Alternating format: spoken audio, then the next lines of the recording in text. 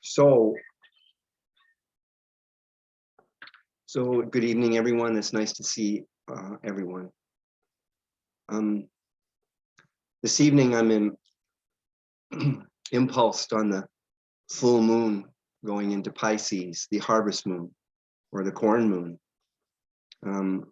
The one that apparently stands within 7 degrees of Neptune at this time. 7:54 this evening is the height of the full moon. And it speaks to ceremony and intuition, and particular emphasis on intuition and the concept of how we can learn how to live in intuition to guide us, especially in these times that we're in.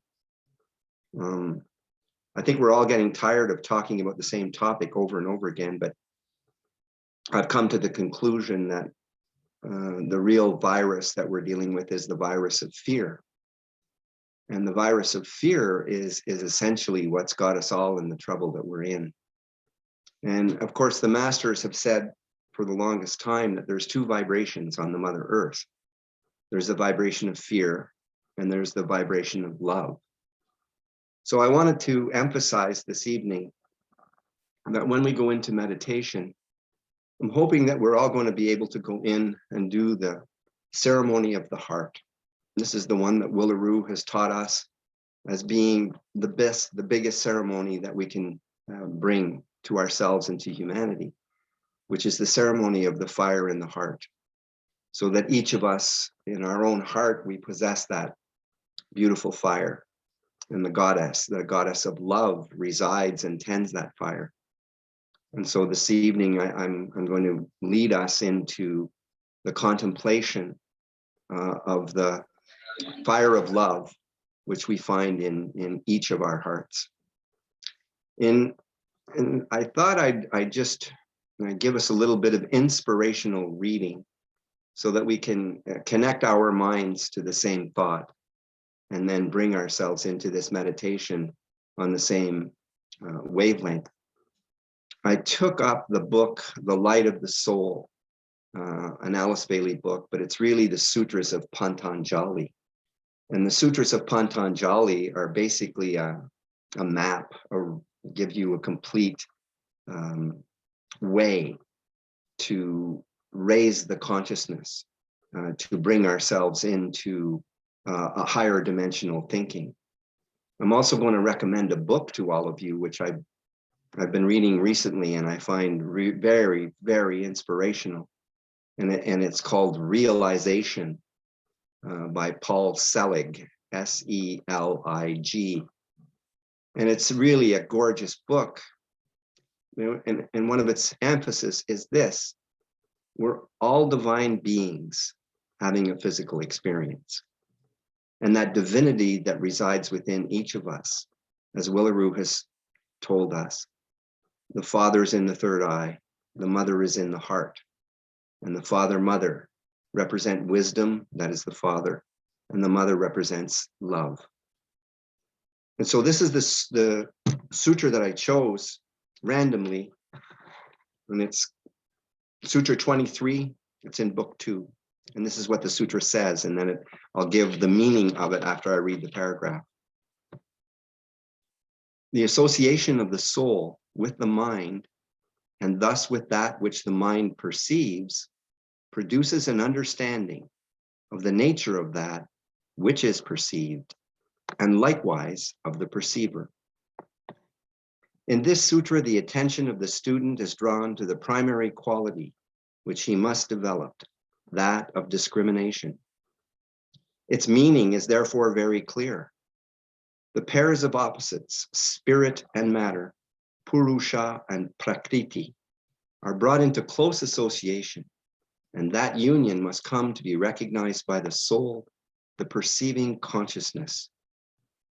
Through the process of this blending of the dualities, the soul, the thinker, comes to a comprehension of the nature which is his very own, the spiritual nature, and the nature of the phenomenal world which he perceives, contacts, and uses. The organ of perception is the mind and the 5 senses, and from the standpoint of the soul, They form one instrument.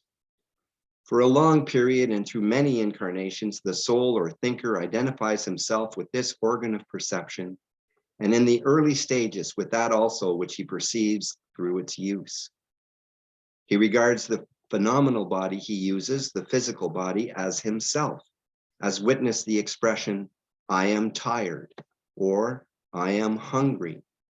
He identifies himself with his body of feeling or desire and says, "I am cross," or "I want money." He identifies himself with the mental vehicle and regards himself as thinking thus and so. It is this identification which results in the theological differences and the doctrinal and sectarian diversities everywhere to be found. And in this fifth root race, and particularly in this fifth sub-race, this identification reaches its apotheosis. It is the era of the personal self, not of the spiritual self. This realization of the lower nature is part of the great evolutionary process, but must be followed by a realization of the other polar opposite, the spiritual self. This is brought about by the soul beginning to practice discrimination, at first theoretically and intellectually, and hence the great value of the present era of criticism and discussion as it forms part of the planetary discriminative process, and later experimentally. This discrimination leads eventually to three things: an understanding of the distinction between spirit and matter, a comprehension of the nature, therefore, of the soul, which is the product of this union, and is the son produced by the union of the Father Spirit and of the Mother Matter. A development whereby the soul begins to identify itself with the spiritual aspect and not with the phenomenal world of forms. This later stage is greatly aided and hastened through the practice of yoga, and hence the determination of the hierarchy to give this science to the critical, discriminating West. It should be borne in mind that the soul passes through great stages in the unifying process, and that the word yoga covers the evolutionary development of the human monad. One, the union of the soul with the form and its identification with the matter aspect. Two, the union of thinking man, or the self-conscious reflection in the three worlds with the spiritual man on its own plane. And three, the union of the spiritual man or divine thinker with its Father in heaven, the monad or spirit aspect. Stage one covers the period from the first incarnation up to the treading of the probationary path. Stage two covers the period of the probationary path up to the third initiation upon the path of discipleship. And stage three covers the final stages of the path of initiation. Now I want to read to you one excerpt from the book Realization that I've recommended to you. And it speaks specifically to the vibration of fear. To align to the level of expression is to claim the self as you've always been, the true self who was born into being without fear. And the moment you understand this, you can begin to reclaim who and what you have always been without the creation of fear informing the life you live.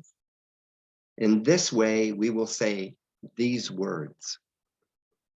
On this day, I choose to allow every aspect of myself that has been known or will be known by the idea of fear to release any claims that have been made upon me by fear, to be free of itself, and to align to its potential as fearless. In my agreement to be known without fear, I give permission to release any investment I may have in fear as my ally, so I may be knowing my world as one without fear. As I say yes to this, I give myself permission to release the memory of fear that I have known myself through, the projections of fear that I may be utilizing as a small self. And as I say yes, I come forth as the release of fear.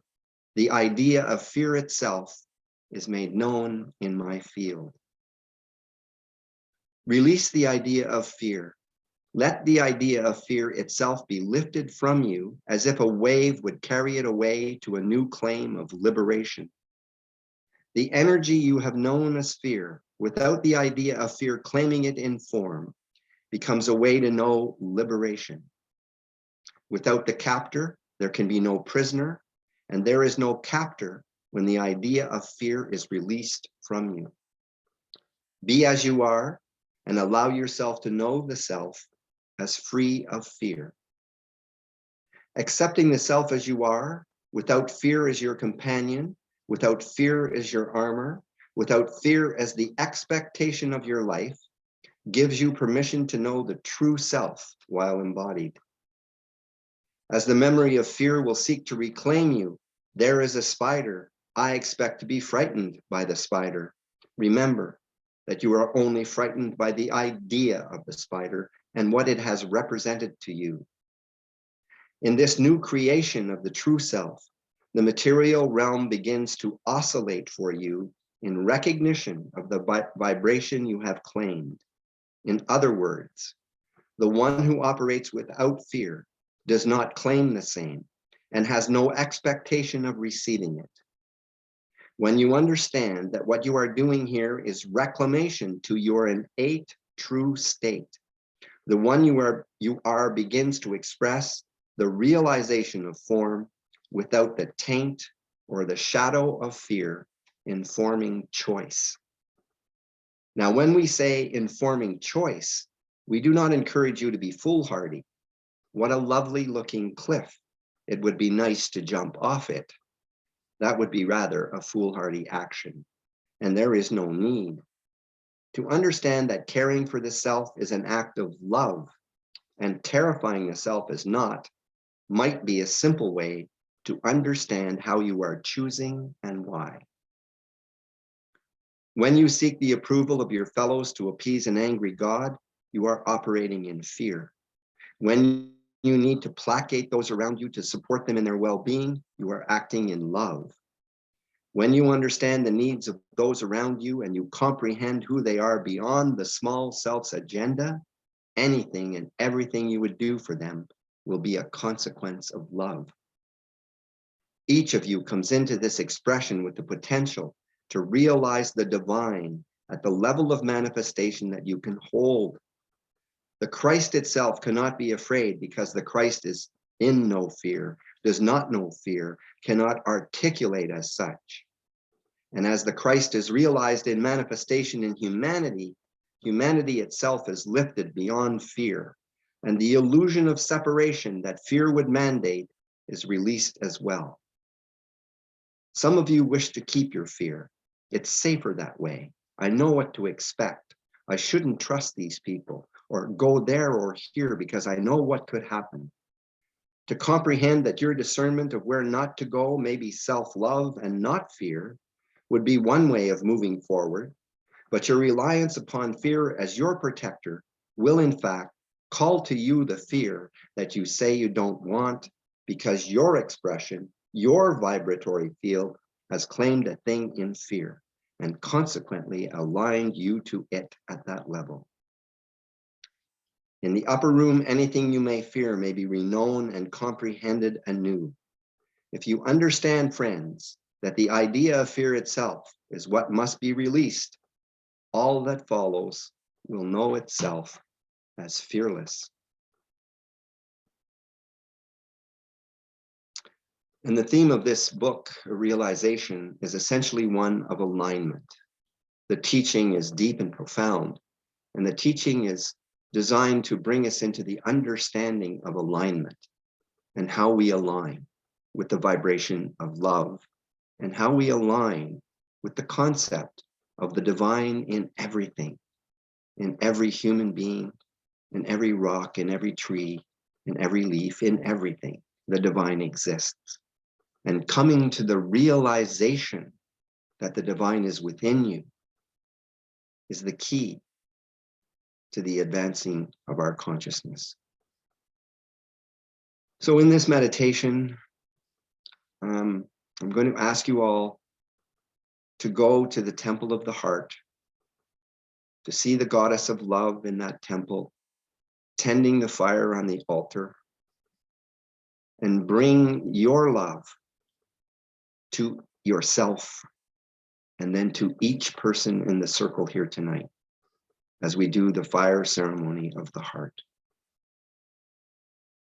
I will start this with Om Mani Padme Hum, and I will end the meditation with the same mantra. You are the jewel in the lotus. Om Mani Padme Hum.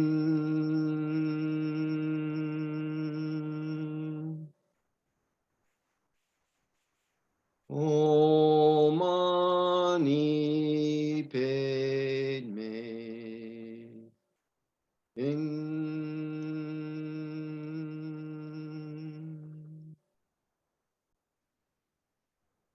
Om Mani Padme Hum.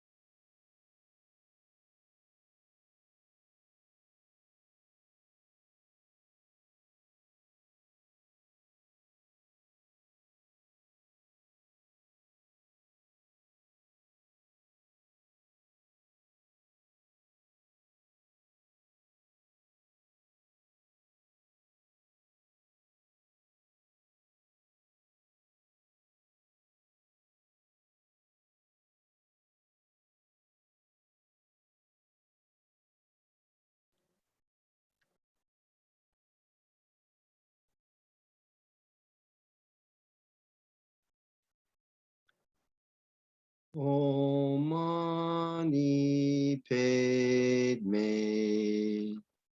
Hum. Om Mani Padme Hum.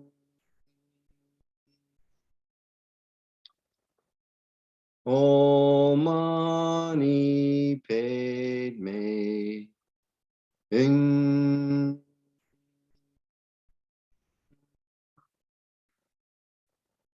The sons and daughters of men and women are one, and I am one with them. I seek to love, not hate. I seek to serve and not exact due service. I seek to heal, not hurt. Let pain bring due reward of light and love. Let the soul control the outer form and life and all events, and bring to light the love which underlies the happenings of the time. Let vision come and insight. Let the future stand revealed. Let inner union demonstrate and outer cleavages be gone. Let love prevail. Let all humanity love. Miigwech.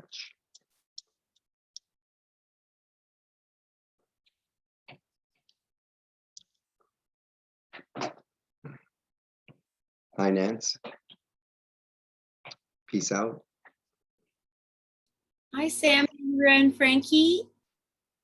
Hi. Oh my God, Sam, Allura. Oh my God, mini Mike. Woohoo! Mini Yeah, Mike. that's right. That's right, Mini Mike. God, I haven't seen you guys in so long. Good night, Alicia. Alicia's gone. Gracias, Michael. Yeah, thank you all for being here. There was 13 of us. 13. Hey, Sammy. So good to see you guys. Everyone looks great.